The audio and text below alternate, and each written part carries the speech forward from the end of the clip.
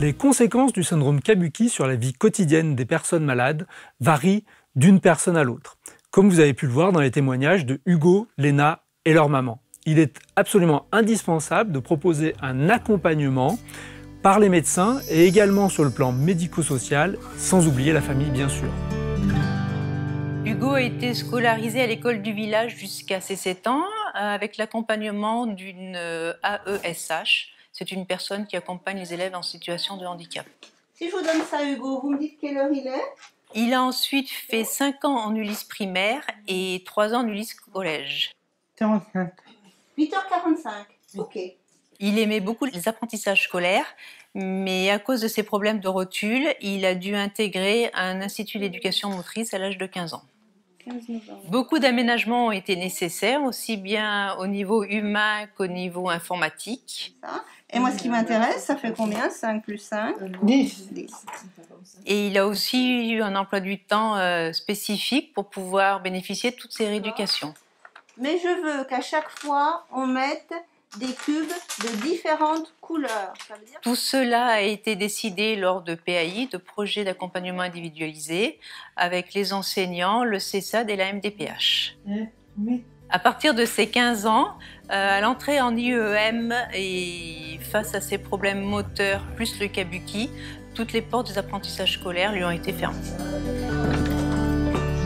Est-ce que vous avez une enveloppe comme celle-ci dans votre cartable? Non. Aucune? Non.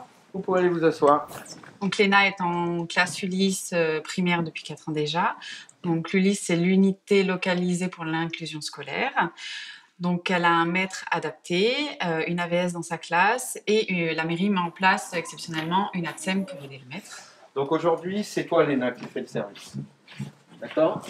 C'est une classe qui est à part dans l'école primaire, mais ils peuvent aller de temps en temps dans les classes normales.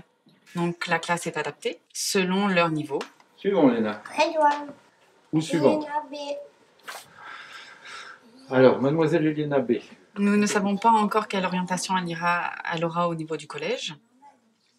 Avec les familles, on regrette profondément la disparité de l'offre géographique, notamment au niveau des soins, au niveau des structures, au niveau des suivis, des accompagnements.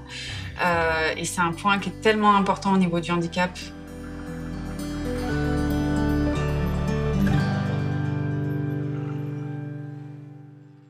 Le syndrome Kabuki a eu un impact important sur les apprentissages d'Hugo. Fatigabilité, manque de concentration.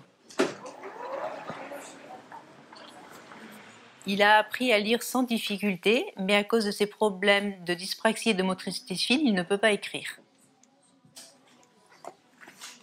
Grâce au traitement de texte et à la motivation des enseignants et de l'ergothérapeute, il a pu contourner ses difficultés de graphisme. Hugo a une très bonne compréhension verbale, un vocabulaire riche et une très bonne mémoire. En revanche, il est en très grande difficulté avec le raisonnement mathématique et les notions abstraites. Bonjour. Bonjour madame. Merci. Jusqu'à l'âge de ses 20 ans, il a eu une séance hebdomadaire de psychomotricité, d'ergothérapie et d'orthophonie. Vous votez par carte bancaire? Oui. Je vous en prie. Opération contact.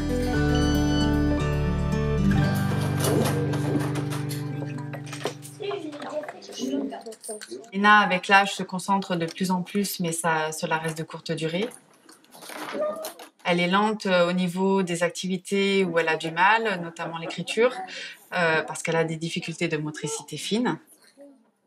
Elle a besoin d'aide complémentaire sur tous les gestes de la vie quotidienne et pour l'aider, elle a beaucoup de prise en charge. Talon. Talon.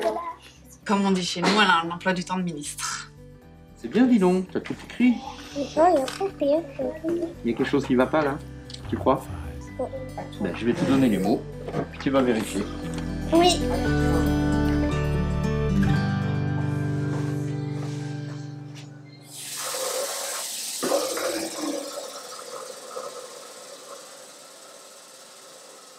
Hugo s'habille seul et de façon adaptée à la météo. Il a besoin d'aide pour faire sa toilette et couper certains aliments. Il est très difficile pour lui de faire ses courses, il manque de concentration, il n'a pas la notion de l'argent, il est vulnérable. Il n'est pas capable non plus d'assurer ses démarches administratives ni la gestion de son quotidien. d'énormes progrès et a acquis une petite autonomie, il aura besoin toute sa vie de l'aide d'une tierce personne. Il aimerait faire les choses seul, mais depuis quelque temps a pris conscience que c'était très difficile pour lui. J'en ai. À manger. Ici. Alors, qu'est-ce qu'il faut faire? Quoi? Quoi? 3 Manger. noisettes. À manger. Allez, vas-y. Léna a un vocabulaire d'une petite fille de 3 ans et demi, avec une difficulté de phonation assez importante. L'orthophoniste a travaillé dès le plus jeune âge avec 3 méthodes, donc la langue des signes, avec les mots, donc papa, maman, avec la méthode Macathon, donc c'est des petites images simplifiées avec le mot écrit dessous, et la méthode Borel, donc par exemple c'est un son avec un geste, donc le P, le A. Nous à la maison on fonctionne avec des photos et des images pour simplifier la communication et la compréhension. Ouais.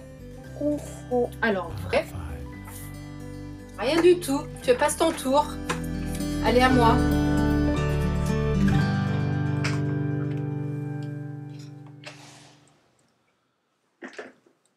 Hugo est souriant, sympathique, optimiste, jovial.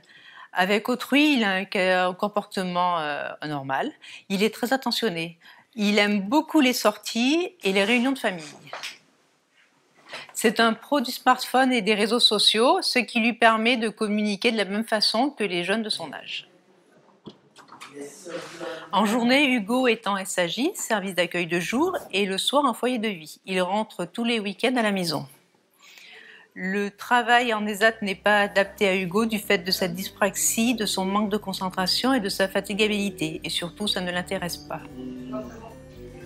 À ce jour, nous n'avons pas trouvé d'autres alternatives et nous regrettons fortement qu'il n'y ait pas de prise en charge rééducative à l'âge adulte. Afin d'accompagner les familles dans leur démarche d'accès aux droits, notamment auprès de la MDPH, il est possible de demander de l'aide auprès des assistantes sociales, des hôpitaux de proximité ou dans les services médico-sociaux. On peut également demander auprès du médecin traitant la réalisation d'une affection longue durée. Il est indispensable d'accompagner psychologiquement les personnes malades, leurs familles, sans oublier la fratrie. Enfin, il existe une association de personnes malades, l'association Syndrome Kabuki, qui porte collectivement la voix des familles et les accompagne dans leur parcours.